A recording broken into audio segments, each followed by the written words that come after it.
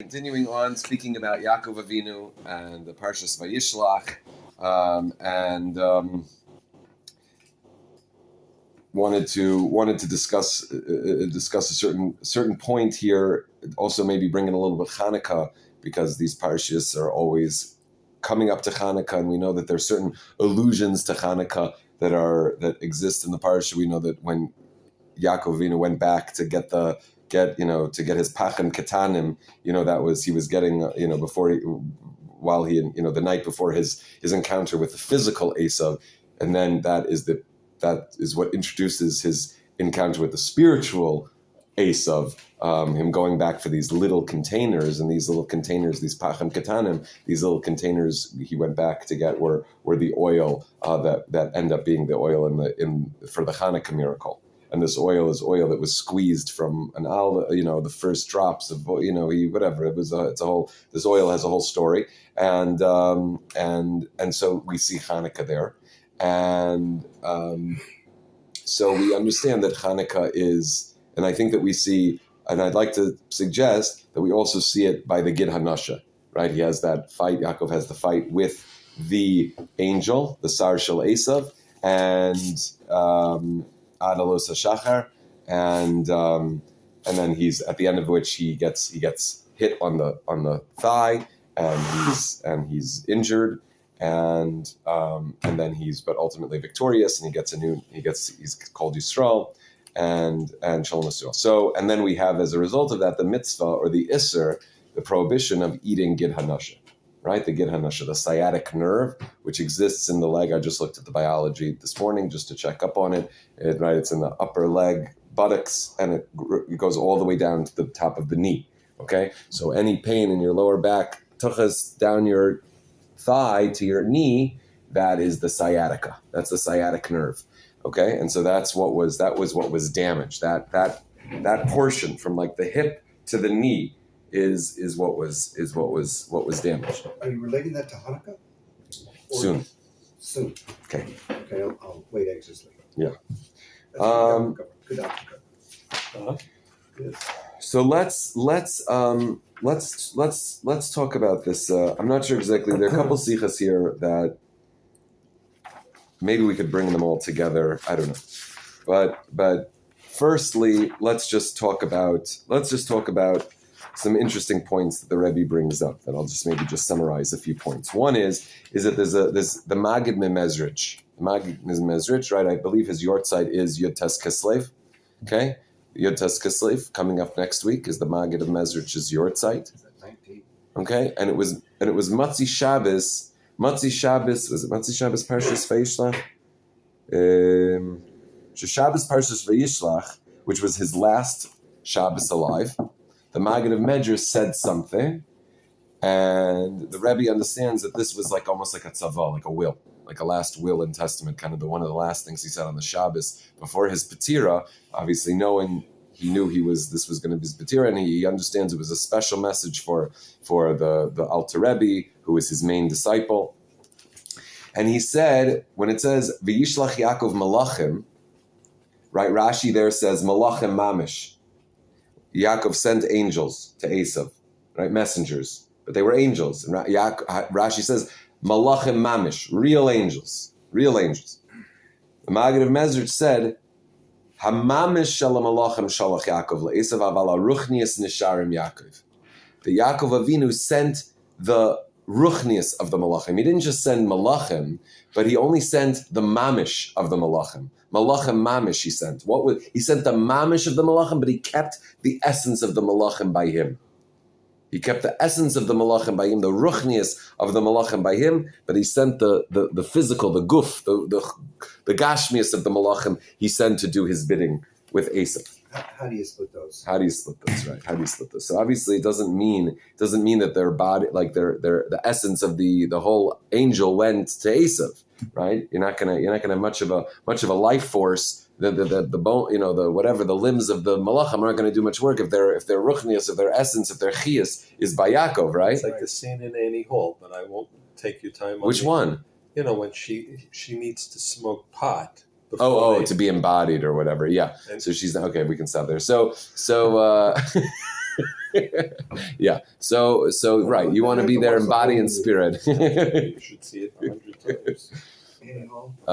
Yeah. It's been a long time. Doesn't matter. Right. I tried to take off my pants over my head. I do that all the time. Last time I took a head I'm of too pot. delicious. I just become too delightful. Just be, I mean, I Too- become too too wonderful, wonderful. for words. Too wonderful for words. Very good. You're a young man that for your age to know that. Very good. Okay. Disappointed. Yeah, you should be. I destroyed my memory in 1969. Right.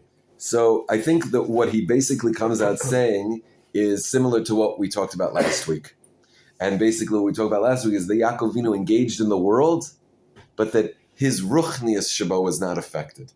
That his ruchnius, he protected his head, he protected his connection to Hashem, he protected the hashkafa and the mindset and the perspective that Hashem is running everything, that he's not in control of anything, that Hashem is in control of everything, Hashem has the whole power. And I was thinking, I mentioned Trump and Trudeau last week, but I was even making it more. The idea came to me in reading the Parsha and Shabbos, it's really like, I don't mean to say like Yaakov's Pinocchio, but it's like Pinocchio going to Jafar's house. I mean, Lavan was a wizard. He was like a grand wizard master, crazy person. And aside from being a total mushchis and just terrible person and conniving trickster, he also had crazy wonder, magical powers. So Yaakov is like, dum da dum da dum. I'm going to Jafar's house, and I'm going to Jafar from Aladdin. He's the wizard, the evil wizard who was the advisor to the Sultan. Okay, an evil wizard, right? Spells, magic, powers. So Yaakov Avinu, he's no match. There's no match for that. But Yaakov Avinu, what was his strategy? His strategy is, I'm not going to do anything. Hashem's gonna take care of it all. I'm just gonna do what I need to do. I'm just gonna take the actions, the next right thing, but I'm not gonna worry about getting the best of him and trying to. I'm not playing his game. Yaakov was an Ishtam Yoshev Oyalim, and he remained that way. And he protected his head, that I shouldn't get in with the chachmas and the tachbulos and the strategizing and the figuring out. So this is also this malachim mamish. He sent the malachim, and what it means is that he kind of like they physically they were there. They did what they needed to do, but they didn't get engaged. That they forgot what they were doing, or whatever it is with the malachim. I don't understand, but it's that similar idea of being able to engage in the world, do what we need to do, involve ourselves in dvarim sheberishus, which is the things that are not part of mitzvahs, like eating and drinking and making a living and walking and going here to there, right? It's not davening, it's not benching, it's not tefillin, it's not Shabbos, it's all the other stuff that we do in between doing mitzvahs. It's all of that stuff. It's engaging in the world, but doing it because I'm building a relationship with the Ribono Shel Olam. I'm doing it to build a relationship with the Ribono Shel Olam. I'm sending the physical elements there. I'm going to pick up the food. I'm going to eat it. I'm going to drink. I'm going to go to work. I'm going to go to the bank. I have to go to the doctor. I'm doing all these things, Devarim Sheberishus, these things that I just have ability to do, that they're not incumbent on me to do. I'm just doing them because it's part of living life. And they're living in the normal society. But when I'm there, I'm not machshiv the doctor. I'm not machshiv like, this is what has, machshiv means I'm not giving great weight and importance to the people, chashuv, from chashuv. I'm not giving them chashivut. I'm not giving them importance or power. I'm there, but my ruchnius is not connected to what the doctor says. My ruchnius and where my head is at is not connected to what the bank says or what the guy on the other end of the phone, that I'm trying to sell something to or buy something from or make a deal with. There's no power there. I'm engaged because this is what Hashem wants me to do right now. I need to be involved in these things. And that's why I'm doing them. In order to be involved in the physical world and yet bring Hashem into that place. To bring Hashem there. You're eating the kimchi, I would like it. Please, when you eat the kimchi, you say a bracha. Okay, halavai. We should even think about what the words we're saying with the bracha. I mean, the second word of the bracha is you. You. I mean, that's just a pella. That's just a pella. You. When we say you, a wonder. When we say you, we are talking to the most sublime part of the Rabbanu Shalom that we cannot grasp at all with our mind. It's not graspable. It's not, we talk about Hashem levado, Hashem the only one. You who have no tfisa in my mind whatsoever who you are or what you are, I'm relating to you. I'm saying you. There's no name there. There's not even a name. Hashem is already something, Elokeinu is something, but you is like, I'm talking to you, the essence. I can't think about what that is. I can only have it here, that you. There's no mental, there's no thought. So when I'm involved in the physical world, yes, I'm physically involved in it. I'm physically involved. I'm making a bracha, but when I drink it, when I take it, I'm doing this and bringing Hashem into this. Hashem is giving me this food. Thank you. You think I got this food? You got this food? You're such a chacham. You went out and got some food, and you get to eat it. Yofi for you. Like, Mazel Tov, I celebrate that I went and got food. I'm going to eat it and just stuff my... Hashem is giving me this food right now because He loves me. He loves me. He's giving me this. This is what... Everything is everything from Hashem. If I'm doing mitzvahs, Mela, I'm doing mitzvahs and I'm, hopefully thinking about the right things. But when I'm doing everything else, when I'm out in the world, He sent the malachim mamish, just the mamish of the malachim He sent. He just sent the mamashas, the physical of the thing, but the ruchnius, He was not in. He didn't get sucked in. It stayed by Him. It stayed by Him. This focus that Hashem is really the only power in the world. And I think when you were asking about the vaccine last time, maybe what you were asking about, if I'm not mistaken, maybe I was confused. It was just like, well, how do I take a vaccine if God's in control? Why would I ever take a vaccine if God has the whole power? Was that what you were asking? Like, why would I need to take a vaccine if Hashem gave me everything I needed to be healed, to be healthy? So what am I bothering taking a vaccine? Like, what I'm giving power to something else other than Hashem? Maybe was that part of it? Did I miss that question? I don't remember completely, but I thought the question was more like, this rabbi says that you must take the vaccine. It's by halacha, and another rabbi says I wouldn't touch that vaccine at all. Yeah. How do you? Okay, that's it. Okay, so we talked about that last time. Okay. But it wasn't a vaccine question so much. It was more of a what to do when you have a different. Well, it doesn't sound like you asked either of them. They were just kind of shooting like their what their feeling about the vaccine is, but you didn't necessarily ask a shaila. Well, no. One of them stood in front of the congregation and said, "We all must take the vaccine," and the other one was very quiet about it. And when I asked if he was going to take the vaccine, he said, "No way." Okay, what does that have to do with you? Your rabbi told you. They got up in front of the congregation, told everyone to take the vaccine. What's the question? I would consider them. The one that said no way is more my rabbi, although he's in Milwaukee. So did you ask him what he thinks? He was not in Israel. The rabbi who stood up in front of the congregation was in Israel and said, "Take it." No, Sion rabbi. I didn't take the vaccine, so I guess I'm going to burn in hell because my rabbi told me to, and I did. Chabad guys, some did, some didn't, and some didn't because they said the Rebbe wouldn't want them to, and some did because they said the Rebbe wouldn't want them to. I got some kimchi. If you don't know what to feel like you missed out. Daryl. Yes. Aren't you going to the States? Yes. I don't know how much a stamp is. I have 5 cents. I mean, I really have no idea. How much is a stamp? They keep going after me again. But I have those. I have those forever. Do you mind? No, I don't. It's a really big deal for me. So My mind when is- you're at the airport, Yes. and they ask you if you're taking, Oh, yes. Ronnie, it's all about his. I just want to mention, we mentioned sometimes the cheshbonos and nefesh from the Chovas Halevavos. We bring in the Chovas Halevavos a little bit. And so I thought that today's cheshbon, right, he has 30 different cheshbonos and nefesh, and 30 different self-accounting, spiritual accounting. Is it similar to Derech Hashem, by the way? No. It's not? No. Okay, thank you. Okay, I don't want to interrupt the class. What's the update on the rock? Oh, the update is that they're doing an MRI today. He sounds great. He looked great when I was there yesterday. wonderful. Thank you very much for going. Yeah, he looked great.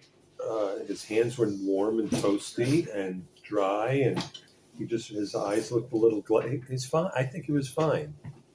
Bezrat Hashem. But that's from a guy that worked with Tupac.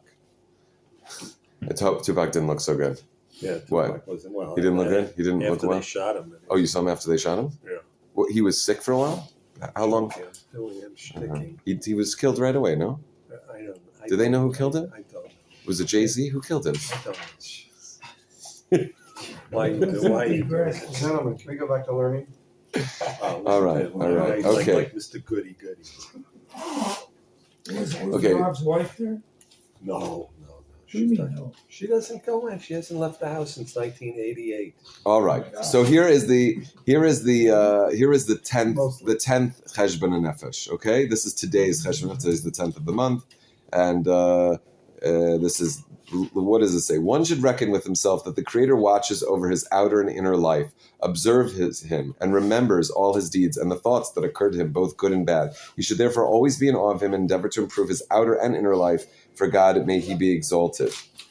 Let him draw the following analogy. If someone was observing him and always watching his movements, would it be prudent for him to do anything offensive to this individual? Furthermore, we all know that when we prepare to meet our kings, high officials, or distinguished contemporaries, we adorn ourselves with the finest clothes we can afford, since they will observe our outward appearance, as it says, da-da-da-da-da. Similarly, we should adorn ourselves before God with his service, outwardly and inwardly, since he observes us on both levels equally and continually. Imagine that our rulers could see into our innermost thoughts. Just as they observe our physical external appearance, would we not delay adorning our inner lives in accordance with their expectations of us? Have you not observed that the majority of those who occupy... Which chapter are you in? Which chapter? This is the Shar Cheshbon Nefesh, which is the 7th chapter, or the 8th chapter, and it's chapter 3. It's the 8th gate. Right. Okay. Yeah, it's the 8th gate, it's the 3rd chapter. It's the 10th Cheshbon Nefesh. Have you not observed that the majority... In regard to the Almighty, may he be exalted, it is all the more fitting. Our obligation is all the greater to adorn ourselves with his service in our innermost thoughts and our hearts and with our limbs, since he watches over those, observing them continually without being distracted from one thing by another. As it says, I, God, search the heart and test the mind. The eyes of God are everywhere, watching the bad and the good. The eyes of God ranging all over the earth. When the believer ponders this point repeatedly and reckons with himself regularly in this regard, the Creator, may he be exalted, will be with him in his consciousness, and he will see him with his mind's eye. The person who does this will see it, Hashem, with his mind's eye. He will always be in awe of him and engaging in exalting him. He will contemplate his works and study his deeds in the government of his creatures, which testify to his greatness, glory, wisdom, and power. If he continues on this course, what's course? The course of acknowledging that Hashem is with our thoughts. He's observing our thoughts. He's in our head. He is in our thoughts at every single moment, constantly. If he continues on this course of recognizing this, the Creator will relieve him of his sorrow and quiet his heart of its fear. God will open to him the gates leading to the knowledge of him and reveal to him mysteries of his wisdom. God will oversee his guidance and regimen and not leave him to his own devices and faculties. As it says, God is my shepherd, I lack nothing. To the end of the psalm. Okay, that's the psalm we read, Chaf Gimel, we read on Shalosh Shudas. He will be on the highest level among the pious and attain to the most exalted degree among the righteous. He will see without eyes, hear without ears, speak without a tongue, sense things without senses, and intuit them without reasoning. Nothing about his condition will dissatisfy him. Everything about his life will be just fine with him. Nothing. He will desire to be in no situation other than the one chosen for him by his Creator. He will link his will to God's will, his love to God's love, loving that which is beloved to him and loathing that which is loathsome to him. Of one like him, the wise King Solomon said, "Happy is the man who listens to me eagerly at my gates every day, waiting." Okay. I think this really kind of is a description of Yaakov Avinu. I think Yaakov Avinu was somebody who really kind of mastered this. He did. He was a master of this bittul, of being able to just be totally connected to Hashem. This is what we're talking about. Yaakov Avinu knew that Hashem was there constantly, that there's no other power. When Hashem is in my thoughts, what's the worst thought I can think of if Hashem is with my thoughts? That something else has power than Hashem, that there's something else besides Hashem's will. That's like the worst thing I can think. That's the worst thing I can think, that there's something else but Hashem. Hashem is in my thoughts, and I'm thinking, this guy, I should be worried about this guy. I should be worried about this guy. I should be worried about this deal. I should be worried about this person. I should be worried about the electricity. I should be worried about... Why should I be worried? Hashem, you're controlling everything, and you're in my mind. You're in my mind. You're listening to every single thought of mine. You're there. You're right there. You're constantly there. You are with me, and you give me everything. It's living with Hashem. That's where Hashem is. That's the reality, and it's just acknowledging reality. That's really what it is. It's acknowledging that Hashem really is listening, really is with me, is there, is constantly with me, and that's what we're talking about. He said just the malachim, the mamish of the malachim, but his head was mamish, always there by him. His mind never left. He never got distracted by what he was doing, as if there's something other than Hashem going on here. Oh, right? Yeah. Okay. That's good for that part? Okay, that kind of recaps from what really we spoke about last time.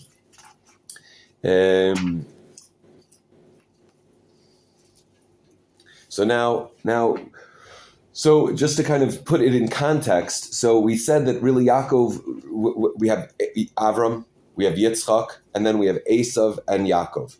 And Esav and Yaakov really are the two sides of the same coin of this fulfillment of Hashem's job in the world, which is right. Hashem is neither ruchnius or gashmius. Hashem is not physical, nor is he spiritual. He is both. He's beyond. He's physical and spiritual. He does equally good.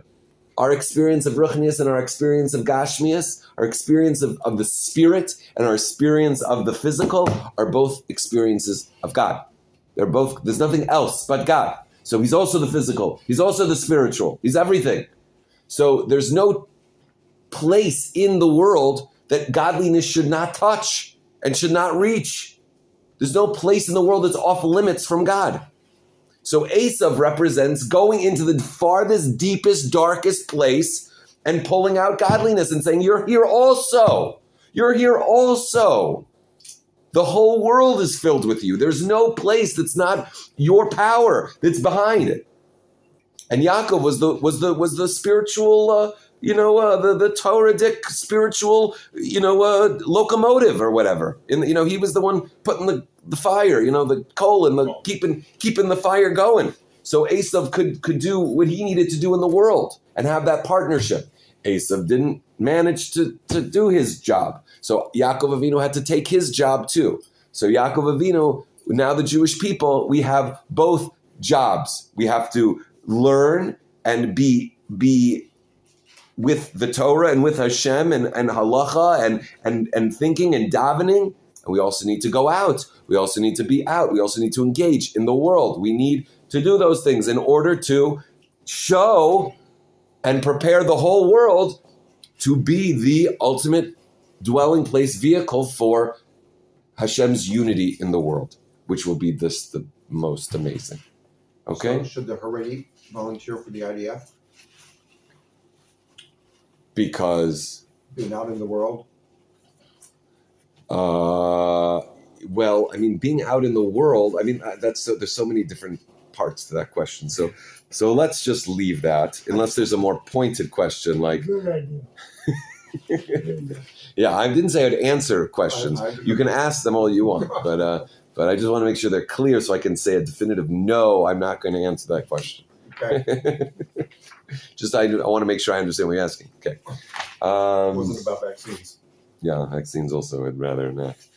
Yeah, but okay. Okay.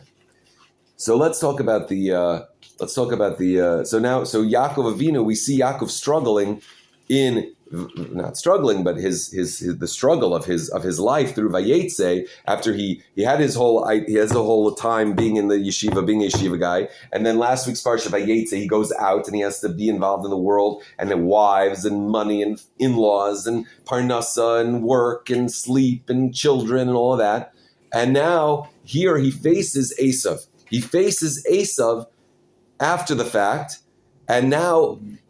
What is he? He encounters this sar shel Esav, this fight of Esav. Now, in my mind, and I didn't read this anywhere, but what I understand from this whole thing is that, well, the Rebbe says that okay, well, let's read a little bit, and then we'll talk as we read. Okay, Biser get anasha. This parish b'tar shekasav gam tama iser al kain lo yochlu b'nei Yisrael. Let's get anasha shal akafa yerach al yom hazeh ki naga b'kaf yerach Yaakov b'get anasha. So it says. The Torah says what the reason it's usher to eat the sciatic nerve, right? We know that basically the back half of the animal is off limits, okay, to us. You know, in case you liked flank steak, sorry. Filet mignon, really tough. I mean, you can get them, you know, but it's tough. Basically the back half of every animal is off limits to us because of the difficulty of removing the gid hanasha, the sciatic nerve. And the sciatic nerve is what was hit in Yaakov Avinu as a result of this fight, okay? And this is the memory that we have. Therefore, the children of Israel should not eat the gid hanasha, which is on the thigh, until today, because Yaakov was hit. He hit Yaakov on the thigh at the gid hanasha. Why do you think particularly there? Okay, what do you mean? Well, let's talk about it. So this reason also explains what the specific quality of the Isser. Eina Isser ela ala gid shal kafayerach. Oif she'ein lo kafayerach. So the oaf doesn't have. Okay, tzarich bir. I just want to. I'm sorry. I didn't even prepare this sicha, but I just felt that. I mean, I read it before. It just says that the only thing that's aser is the gid hanasha. That's what the sentence says. Only when something has a kafayerach. It basically just okay. Not a chicken, right? A chicken doesn't have a thigh socket. So there's no issue with chicken. It's just with larger animals. I'm just blocking on a word. What's the word to remove the gid hanasha? It's Nasira, I think, something like that. Like it's a very delicate procedure because if you miss, it like explodes kind of, and it becomes completely impossible to remove. So it's a difficult process. Not everybody, Ashkenazim aren't big fans of it. So anyway. That's the issue with filet mignon. They got filet mignon, kosher filet mignon. Okay, so the question is that what was the? Okay, so what was this fight? Why are we even making a big deal about this Maisa? Like everything that Yaakov did, well, all of a sudden we have a zecher to something or other. Like he got in a fight with the star, and all of a sudden we have an isser in the Torah about don't eat the gid hanasha. So why b'chlal are we even making any kind of remembrance to this event? What's the big deal that we're making such a remembrance at all? So he says, Af shematzina b'firsh b'tersh b'chsav kamanis and vinyoni atzola ba'avram. Right? We see Avram saved from this, that, and the other thing. We don't make any mitzvahs about it. But Gambi Yaakov atzma, and even Yaakov, he was saved from this. He was saved from that. Mikom makom lo nikba leim zeichel adoros. Moving mimashikos of a chinuch shirashi. Sheshorshei mitzvazu shehu remez li'Yisrael she'afal pi she'avru tzaros rabus begalus miyad ha'amim miyad b'nei Esav she'u betuchim sheloi yovdu elolei zara mechulei. What is the big deal to remembrance? Because this struggle that Yaakov had with the angel represents all of the tzaros that we have in the hands of the Goyim and the Yetzer Hara throughout Galus. That is what this fight is. This fight is the fight with the Yetzer Hara basically through Galus, and that we emerged victorious. And that is why we don't eat the Gid Nasha, to know that in the fight against the Yetzer Hara, there will be a victor. And it will be Klal Yisrael. Don't worry. Don't give up hope. Don't feel bad. At the end of the day, we will be victorious. Ad alos hashachar, until the dawn came, and that's the coming of the Geula and the Mashiach, and the fight will have a victor, and it will not be the Yetzer Hara. So even if you're failed, if you've lost to the Yetzer Hara, the fight is not over. The fight is not over. Klal Yisrael does not lose to the Yetzer Hara. We do not lose. And that is why it's such a big deal to make a Zecher L'Doros, because this fight is the fight of the Yidden with the Yetzer Hara. And it makes sense. Yaakov Avinu did not have a Yetzer Hara really in him. He didn't really have he wasn't struggling internally. He didn't have, right? The Rebbe said, we spoke a couple weeks ago, the Avos they didn't have internal challenges, trauma and stuff to work out. They had no agenda other than Hashem's agenda. They were the chariot, a perfect chariot for Hashem's driving and his will in the world. So how is Yaakov Avinu going to have, meaning in order to really get the avoda of Esav, right? He chapped avoda's bracha, Esav's bracha, he chapped Esav's bachar, and he chapped that avoda, the service of Esav, which is to be in the physical world, struggle with the physical world, and bring Hashem out of it. But he doesn't struggle with sin. It's a lot easier if you don't have a big Yetzer Hara. If you don't struggle with sin, then your struggles, taking on this avod of Esav of being in the world. Yeah, he was in Parnasa and he had to deal with crummy people and crooks and this and he was okay. He kept composure, but he didn't have like this Yetzer Hara. And so this fight is really like the whole fight of all of Klal Yisrael, or every Yid in their personal matter with their Yetzer Hara, or the entire Jewish history's fight with the Yetzer Hara and Galus. Yaakov had to do it. So one night, he had this fight. He had to go through this fight. He had to go through this fight that almost killed him. It was an existential fight, and he fought it. And it was all night he fought, and until the end he won. And so we're making a remembrance from this Maisa, because this is the Maisa that proves that we will win. That we will win. This fight that Yaakov had with the Saro Shel Esav, with the Esav's angel, which is really the Yetzer Hara, is the fight that we will win. It will go on and go on and go on, ad halos hashachar, until dawn. But at dawn we will win. We'll be injured. Yaakov was injured. His children were injured. There's so many different things about what this area is, but it's where your generations come from, is this area. This is where our tzetzaim come from. Yeah. And so it was a message that but he recovered, right? After a few weeks or whatever, he was fine. So it's important that this is remembered above any other Hatzalah, not above any other, but as opposed to any other Hatzalah that or salvation that was done to the fathers, this one has a remembrance. This one has a mitzvah attached to it that we have because it's that. Okay?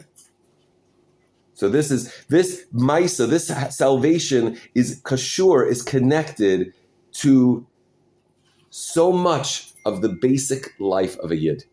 This fight, the fight we have with in Gullus, to this fight, to live. How much are we living with Hashem 24/7?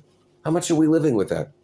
How much are we living? If the ideal is dira b'tachtonim and living with Hashem and understanding everything's Hashem power, not relating to anybody as having individual power or being afraid of anybody or being afraid of anything or being angry or just wanting the easy life, just not realizing our whole life is given every single moment from the Rebbeinu Shalom. This is the struggle. This is the struggle. This is the struggle of every Yid. This is the struggle of Jewish history, of wrangling with the world, with the evilness of the world, which is just a perspective, which is it's just how we perceive the world, the Ra, right? We talk about Ra really being Reya. It's really a friend, but when the friend is broken off, it's Reya. It's broken off. It's not connected as a friend. It's Ra. When it's disconnected, it's Ra. but it's Reya, it's really meant to be connected. When it's disconnected, it's Ra. It's bad. It looks bad.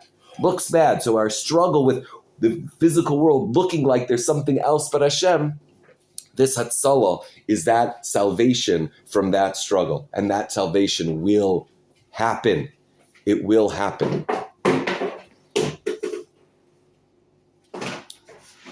Let's say it doesn't happen in our lifetime. God forbid. Let's say it doesn't happen in our lifetime. What if I said to you, you know what? You know that thing you're really dying for? You know, to not be bothered by this problem, to not be bothered by that problem, to not have this issue, to not have to deal with this issue. What if I said, your job is not, your life is not, it's not going to be solved in your lifetime. Your job is to yearn. Your job is to yearn. Let me tell you the future, it's not going to happen. That thing that you want to get rid of, or that thing you want to go away, it's not going away. It's not going away. Admei Esrim, it's not going away, let's say. Your job is to yearn. That's what your job is to. Hashem knows it's not going away. Hashem's not taking it away.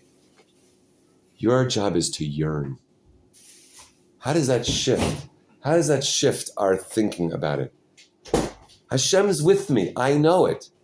And maybe Adalos HaShachar doesn't happen in my lifetime.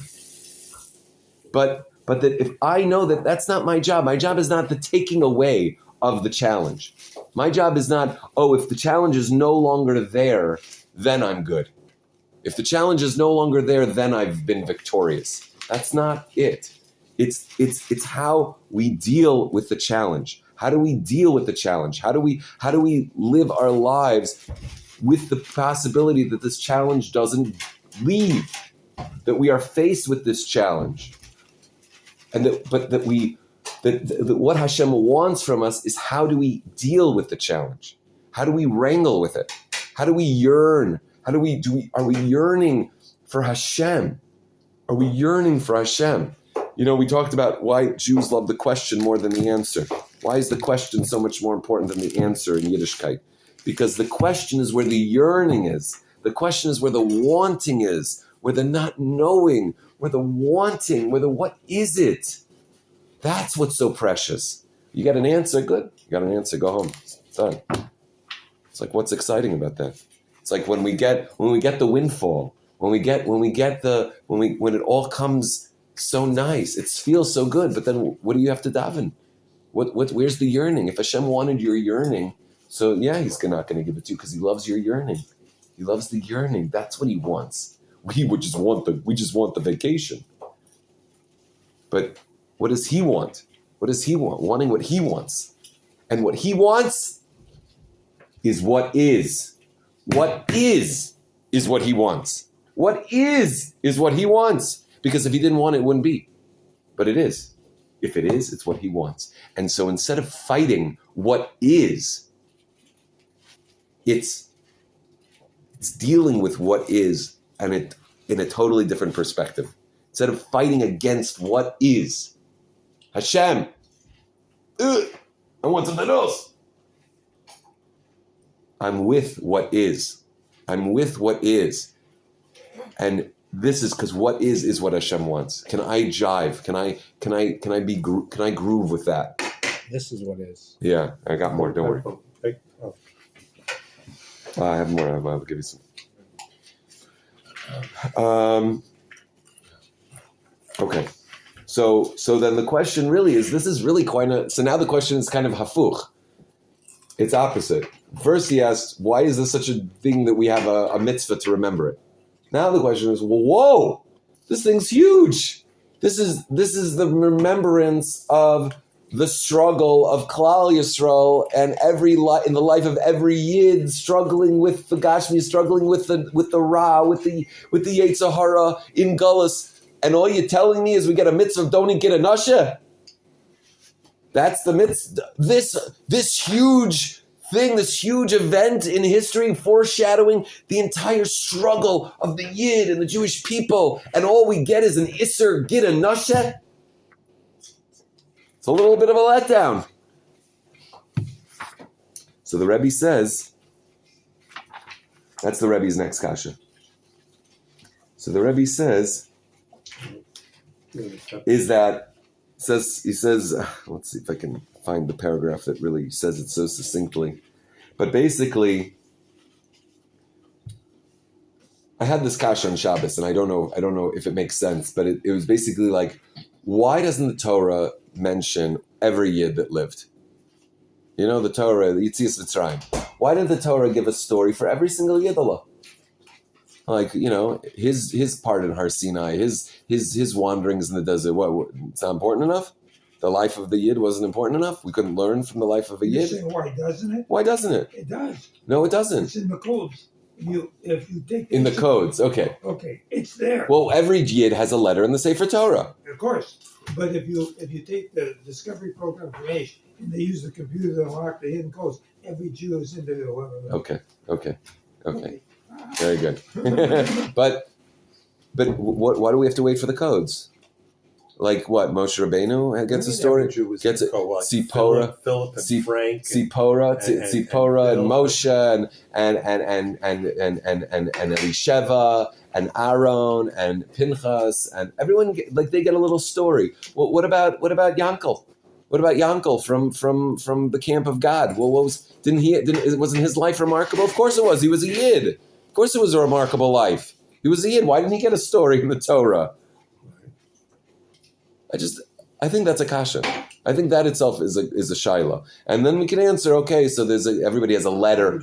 Everyone has a letter. Good. Even more than 11. Yeah, but you have to look really hard. Yeah. They don't, there's no parsha Yerachmiel. Why not? Come on, what? What about the idea that All people aren't created equal. Are you saying a Yid is not? It's not because of Yerachmiel, because there's the Yid Shabo. The Yid Shabo. Well, we got the biggies and they got the next biggies. I mean, everybody's different. Everybody's in, right? They're different body parts. Different body parts. I was going to say the opposite. That within all of us, there are parts of the story of Abraham, of Yaakov, of Leah, right? All of our stories are encapsulated, embroidered, and interwoven. It's not about my own story. My own story might be a little bit different. But there's a whole lot about my story that I also was in this story. It would get tedious after a while. I mean, it would get tedious, like even and just to mention everybody's names. I mean, we all hate those parshas that it's just lists of names. Come on, you with me? Not hate the part. Don't me hate them. But come on. Someone said that there's Son of several. so. Oh, when is? It would be hard to finish the Torah by Exactly. So from a practical perspective, but the point is that every Yid's life is a story in the Torah. It's a story in the Torah. It's a story. If it's not a story in the Torah, it should be a story in the Torah. And so the Gid Nasha is such a, don't eat the Gid Nasha. It's like kind of like a, it could have been, I don't know what it could have been. What the remembrance could have been. Maybe we would have a wrestling match every year or something to do it or something. There'd be some big, I don't know what. We'd have some kind of a holiday. But we have this little Gid Nasha. We don't eat the Gid Nasha. So the Rebbe says the point is that there is no detail in our lives at all that is for nothing. That is the point he brings out of the Gid Nasha. That there is no detail. Simply put, there is no detail of our lives, not one remote single detail that is for nothing. Every part of our life is hashgacha pratis from Hashem, absolutely. Fine, but that doesn't answer the question. It's like, this unbelievable, seminal, momentous event, and it's all about a lamb chop. Don't eat the lamb chop or whatever it is. I mean, so if you realize that, so if the remembrance of this big deal is that there is absolute 100% hashgacha pratis, if that's the remembrance, I think that's a very big deal. that is what we need to chap. That's what we need to take from our struggles, from the struggle that we have in our lives, throughout our lives. Hold on one second. Let me just say it out. That when we struggle, what is the worst feeling, maybe, that we could have when we're in the throes of a struggle? That we're abandoned. It's for naught. It's for naught. It has no meaning. This is no meaning, or that some wrong turn happened that was not intended here, or something. There is something I screwed up irreparably, or something. To know that the hashgacha pratis of every one of our lives is so direct, is so perfectly crafted and delivered. There is nothing by mistake. There is nothing, not one seam in your undershirt that is off. Every seam, every stitch is exactly perfect, is exactly what it ought to be for your life. Don't think that there is one prat that is off, or one prat that's just like, we'll throw that in, or that has no special meaning. And even though we don't understand the special meaning of what's going on in our life, or why every single prat is the way it is, and we would like some prats to be a little different, like take that, these prats, give me these prats, But every single thing, if we know that this is so for me, this is so for me from Hashem, every single detail, this is how we can get through this fight. Yeah. How about when we exercise our free will and we take a detour, so to speak, make a bad decision, and obviously, there's a response to that, ultimately, and how does that affect, our destiny pre-bad decision? Oh, tshuva? We do tshuva? No, I know we can do tshuva. Yeah, no. A lot of people don't do tshuva. Oh, tshuva's going to be done. Don't worry, tshuva will be done. Yeah, no. Okay. It has to come through tshuva. I mean, the whole point is that when we go, like, that's the difference between the avoda of Yaakov and the avoda of Esav that now Yaakov gets, which is there's the avoda of the tzaddik gomer, the guy who doesn't have problems, he doesn't sin, he's very content to sit and learn all day and just wear tefillin all day and not speak lashon hara and just be very nice. And then there's the guys who, like most of us, we go out in the world and we are encountered with problems and we fall and that's the point. The point is that the engagement with the world involves the possibility and the ultimate eventuality of sinning. If Hashem wanted perfect people, he just made malachim, right? He made people, we sin. And that's what I think that when we came out of Egypt, we have chayris, we have freedom from Egypt. What does it mean? He brought us freedom. It's really the freedom to sin. The freedom to sin. You have the Torah, and here, as long as you just keep by the Torah, you do whatever you want. Do whatever you want. As long as you keep by the Torah, you do whatever you want. You do you, which is really me and you. But as long as you're following the Torah, you can do whatever you want. You know what that means? That means you may sin. And Hashem's saying, yeah, I'm giving you this freedom. I'm giving you this freedom to live your life according to the Torah. And that will be the best for you. That will be the best for you. But yeah, it involves the possibility and almost the event, the probability, even more the probability, the eventuality, the inevitability of sin. All right, you're smarter. You were always smart. All right, so that is. I think that's what we'll discuss today. Again, the way you're all the energy and the drama and the lights and all the stuff that you bring to it, it's not a satisfactory answer. It's just not. Which is not satisfactory. I'm just saying the way that you said, like this struggle, this moment. It's like for all time, for the future of every fight and everything that every Jew that ever had the end, and all you're going to get is like a lamb chop for it or something. You can't get the lamb chop. The lamb chop's off limits. The lamb chop for it. You have to think about it. You have to think about the level of Hashgacha Pratis, of what the Hashgacha Pratis is. And I'll tell you something else about it. This is not from the Rebbe, but this is certainly part of it. I just looked at the clock. I had no. Yeah. So this is from the Rebbe. This is not from the Rebbe, but this is for Hanukkah. You know, in Daniel, in Sefer Daniel, in the book of Daniel, there's this Selim, this like in the guy's dream, in Belshazzar's dream or whatever. I can't remember. I don't know the details. There was like a gold head and a silver chest and a copper legs, thighs, and then some other legs things, knee from the knee down. So that nechoshes, that copper leg. Remember? Mm-hmm. This copper leg, that was Yavan. That was Greece. This represented the gold was Bavel. The gold head was Bavel. The copper, the silver chest was Madai, and the copper, the Nechoshes thigh, upper leg was Yavan. That was what the dream was. The symbols in the dream. Yavan, and this area here is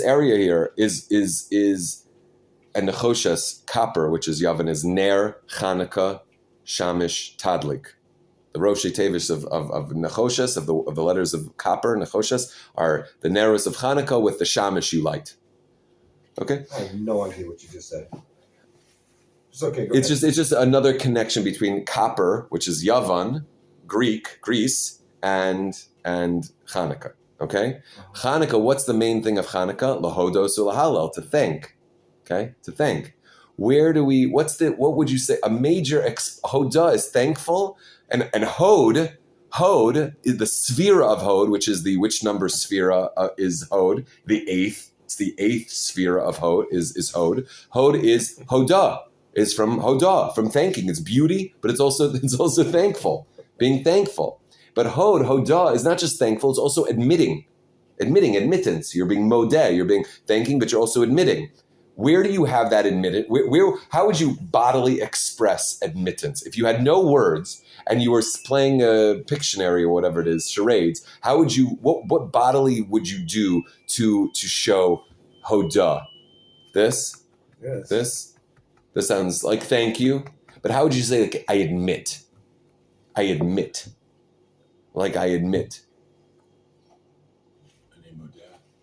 What do we do? What do we do with modim? We bow. Where do we bow? Right at our sciatic nerve. That's where the bowing is. That bowing is right here. We need to bow. We bow right here. If you have sciatica or sciaticus, whatever it is, you're going to have a hard time. You're going to have a hard time with that. Then this patch that Yaakov Avinu got on his thigh was really a siman ledoros of our inability to be modeh. Our inability to be modeh. There's some connection there. That it hinders our ability to bow. That's he couldn't get us, but he could give this patch. And what was the patch that he gave us? You're going to have a hard time being modeh and admitting. That's what we have to be mataken, that being modeh and admitting. Chanukah is what's the modeh and admitting? It's being in the dark. Okay, here I'll give you an example. Here's the dark. You've got 5 minutes until your plane flight is closing, and you are right outside the airport grounds, stuck in a little bit of traffic.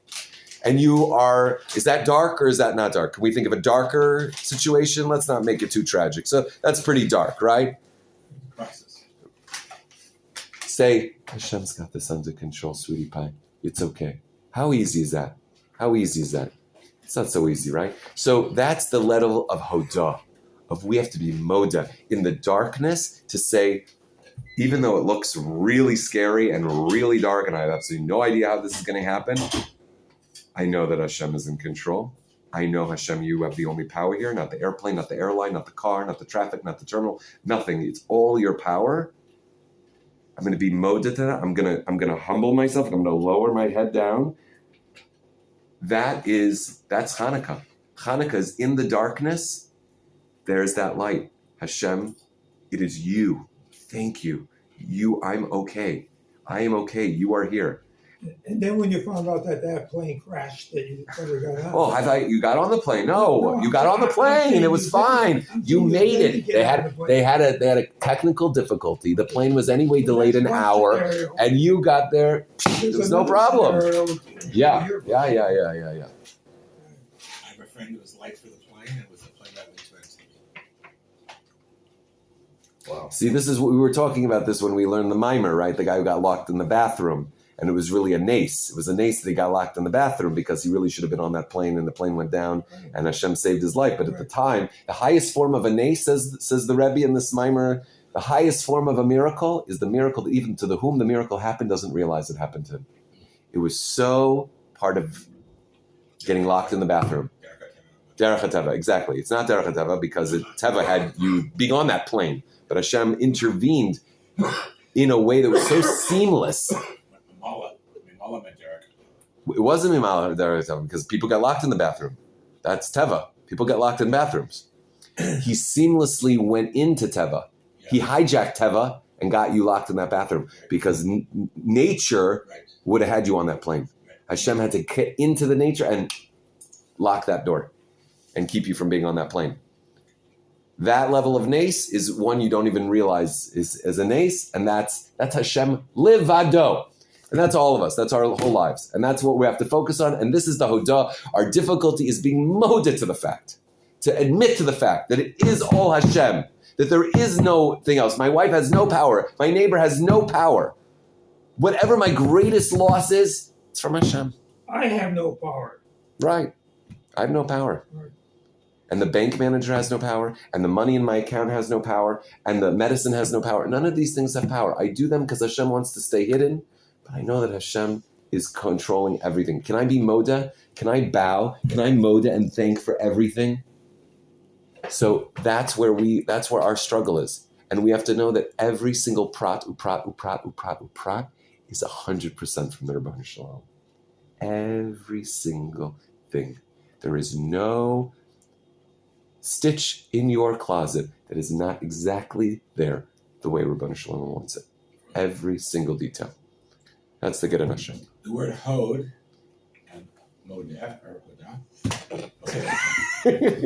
when you made the mention about hod, Yeah. Modah or hodah. Yeah. But hod is chet and modeh, of course. Hod is. Hod is it's chet. Not What do you mean chet? Chet vav dal. No. No, Hey. Hod. Hold. Not chod. Hod. Is that what you mean? Yeah. Okay. Who wants some kimchi?